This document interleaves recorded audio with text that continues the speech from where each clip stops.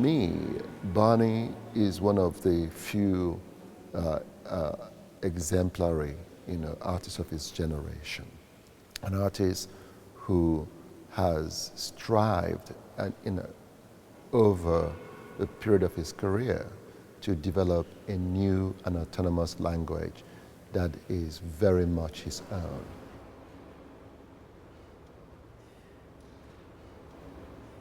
River Fundament was a response by Matthew Barney to the novel of the American writer Norman Mailer. The novel is called Ancient Evenings, which was set in ancient Egypt.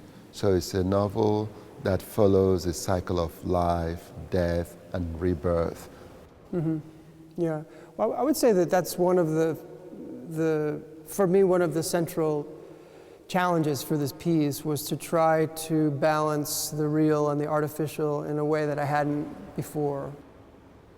For example, we worked with the Mailer estate and borrowed his library. So his collection of books are in the set.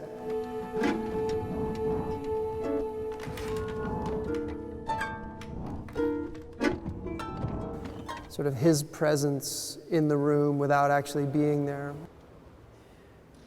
So there is that level of reality, I would say, which is different from things I've done in the past. And at the same time, there's the artificiality of the transformation of the space over the course of the film and the way that these spirits move in and the naturalistic characters move out. And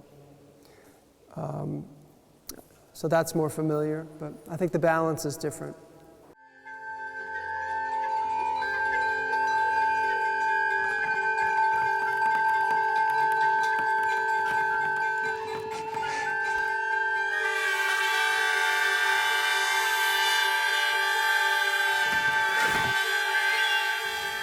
There are 7 stages in this journey of 3 characters as they move through their journeys in the afterlife.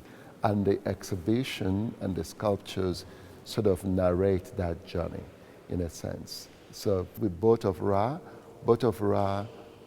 is an inversion of one part of the film, which is the top floor, the roof of the top floor of Norman Mailer's house in Brooklyn Heights that Mailer had constructed. At first it seems, quite static, but it's a very dynamic, sculpture because it's as if it's being pulled in that kind of funeral procession. I mean, for me in that piece there are 4 distinct layers. There's the language of the boat, the way that boats in a shipyard are blocked up and braced, and the way that there's a water line that passes through the work, like you have on a boat. There's the language of the domestic interior of Norman Mailer's house, that literally is the inversion of the upper floor of his brownstone. There's the language of metal casting, which of course is central to the exhibition. And the final layer is the language of the burial chamber and the way that a sloping corridor was used, with ropes to drop, a very heavy sarcophagus down into the burial chamber and then blocked with a plug. It's quite complete in its layering. The prevalent language of his work is sculpture. And through that, he's orchestrated a way in which, sculpture can function narratively in an exhibition context. And oftentimes these sculptures emerge out of performances or films, but they are not props. They are not sets for the films. It's a process of distillation from the story down to the object, and that's slow. It's a very slow process about sort of capturing the energy from the story and reducing it down into a form. Whereas the filmmaking, you know, I think is quite carnivorous and opportunistic, and it's really about taking in as much from any given setting as possible. You know, it's sort of the opposite. One of the things that makes presenting, you know, sculptural works at House of Kunst very, fantastic and important is the volume of the spaces. And for any artist, contemporary artists who work on such scale and scope as Barney, it's very clear that, you know, the rooms and the parameters of our galleries offer so much more than many other institutions will be able to offer. I think that there's also a language in this architecture that belongs to the lineage of the Egyptian monument or the mausoleum. This place is like a tomb in terms of its the architectural choices that were made here, particularly the doorways, the apertures in and out of each space. And a space like this appeals to me a lot, where you have episodic movement through the space. You have chambers that connect in a quite logical way, so that you can have a more narrative reading of a show if it's organized that way.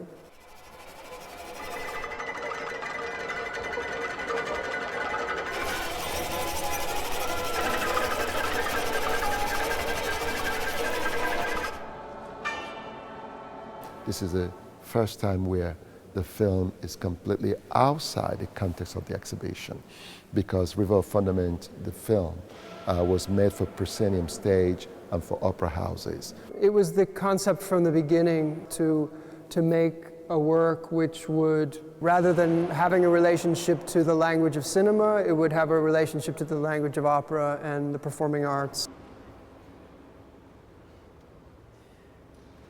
I think the opera house setting is right for it. It's, a person can sit comfortably for 6 hours there.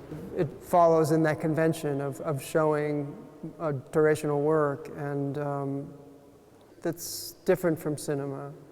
And so I think what we have to do now is balance the sort of technical problem of projecting film in a proscenium theater. Right side surround.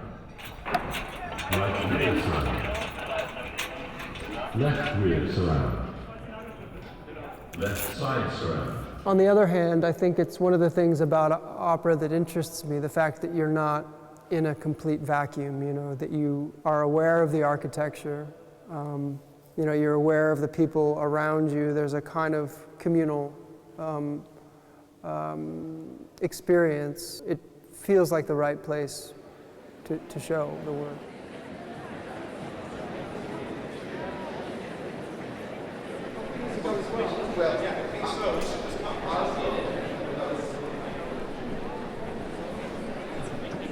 So how was your night?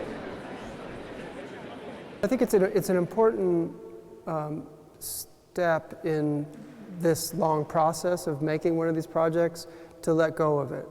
And it's important to let it go, because trust me, it could go on forever.